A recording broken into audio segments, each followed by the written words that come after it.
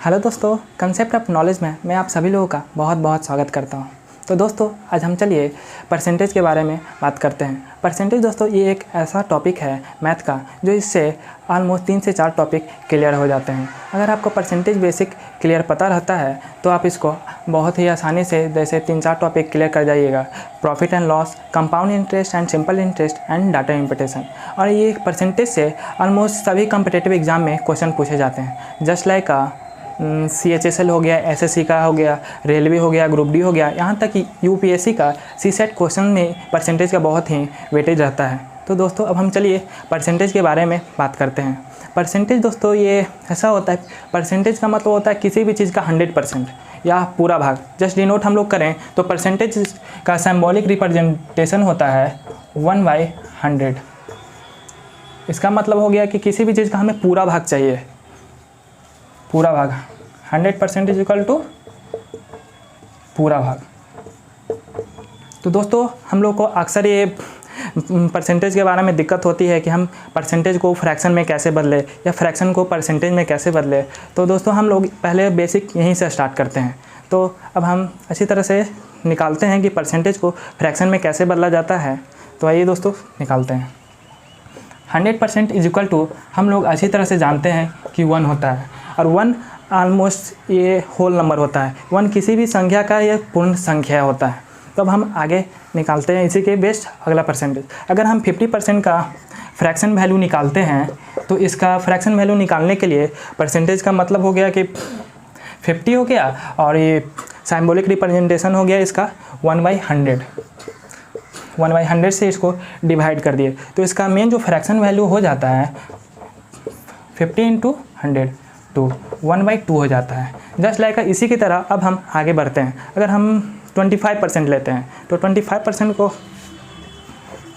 Symbolic representation ये हो गया और 25% को अब हम 100 से डिवाइड करते हैं तो इसका आंसर हो जाता है 1/4%।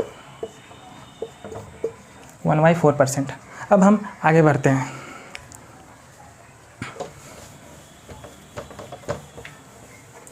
अगर हम इसी तरह अगर 20% निकालना चाहें इसका तो 20% निकालने के लिए हमें 20% को 1/100 से डिवाइड करना होगा। 1/100 से डिवाइड करेंगे तो इसका मेन फ्रैक्शन वैल्यू आ जाएगा 1/5। अब हम दोस्तों आगे बढ़ते हैं। तो अब हम 15% का फ्रैक्शन वैल्यू निकालते हैं। 15% का फ्रैक्शन वैल्यू निकालने के लिए इसको भी हम 1/100 से डिवाइड करेंगे।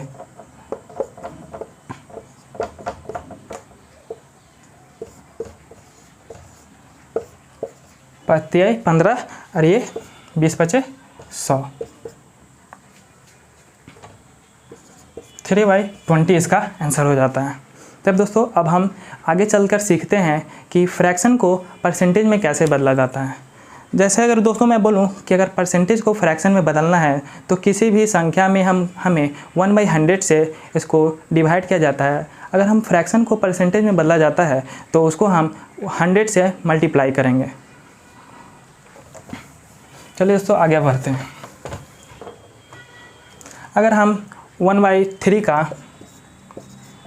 फ्रैक्शन वैल्यू को परसेंटेज में बदलें तो इसका 1 जो हो गया ऊपर में हम 100 से मल्टीप्लाई करते हैं और नीचे में जो 3 है इसको हम अब डिवाइड करते हैं। तो 100 को 3 से अब हम डिवाइड करेंगे तो इसका ऑलमोस्ट आ जाएगा 33.33%, जो ये हो गया। अगर हम इसको फ्रैक्शन में बदलना चाहें तो इसका ऑलमोस्ट आ जाता है 33.1/3%।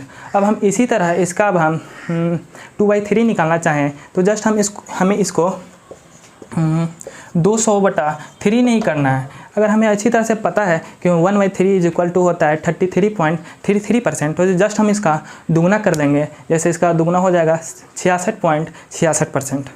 तो अब हम इसका आगे बढ़ते हैं। 2/3% इज इक्वल टू हो गया 66%। तो दोस्तों अब हम आगे बढ़ते हैं, आगे निकालते हैं फ्रैक्शन वैल्यू। अब हम लगातार आपको जो मैं फ्रैक्शन वैल्यू बताने वाला हूँ उसको आप राइट डाउन कॉपी में कर सकते हैं। जो आपके एग्ज़ाम में आने वाले एग्ज़ामों में बहुत ही हेल्पफुल साबित होगी।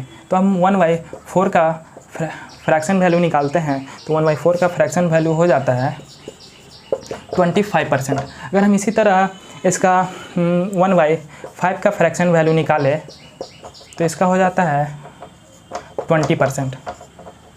अगर हम 1/6 का फ्रैक्शन वैल्यू निकालें तो इसको हम 100/6 से डिवाइड करेंगे।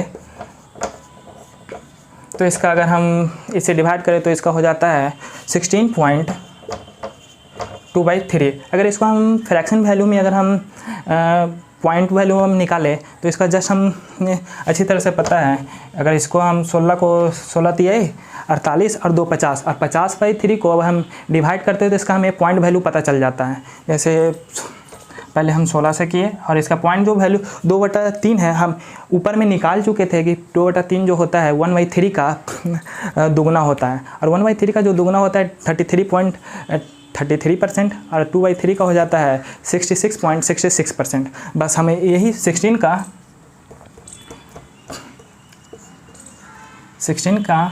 66% निकाल देना है। जैसे हमें इसी तरह से आगे भी कंटिन्यू निकालना है। 1/9 का फ्रैक्शन वैल्यू निकालने के लिए हमें अब 100/9 से डिवाइड किया जाता है। तो इसका जो वैल्यू हो जाता है, अगर हम इसको डिवाइड करें तो 11 में 99 और 99 हो गया और 1/9, तो इसको हम 11.1/9 हो गया। अगर इसका हम फ्रैक्शन वैल्यू निकालें मतलब पॉइंट वैल्यू, तो इसका पॉइंट वैल्यू हो जाता है 11.11। अब हम आगे 1/10 का निकालते हैं। जनरली 1/10 का तो सभी को पता ही होगा कि क्या होता है। तो 1/10 का हो गया 10% हो गया। अब हम आगे 1/11 का निकालते हैं। तो 1/11 का फ्रैक्शन वैल्यू निकालने के लिए हमें 100/11 से डिवाइड करते हैं। तो इसका फ्रैक्शन वैल्यू हो जाता है 9.1/11। अगर हम इसका पॉइंट वैल्यू निकालें तो इसका पॉइंट वैल्यू हो जाता है 9.0.9 हो जाता है। अब हम आगे 1/12 का फ्रैक्शन वैल्यू निकालते हैं। 1/12 का फ्रैक्शन वैल्यू हो जाता है 100/12 को अगर हम इसको डिवाइड करें तो 8.12 96 मीन्स हो गया 4 और 4/3।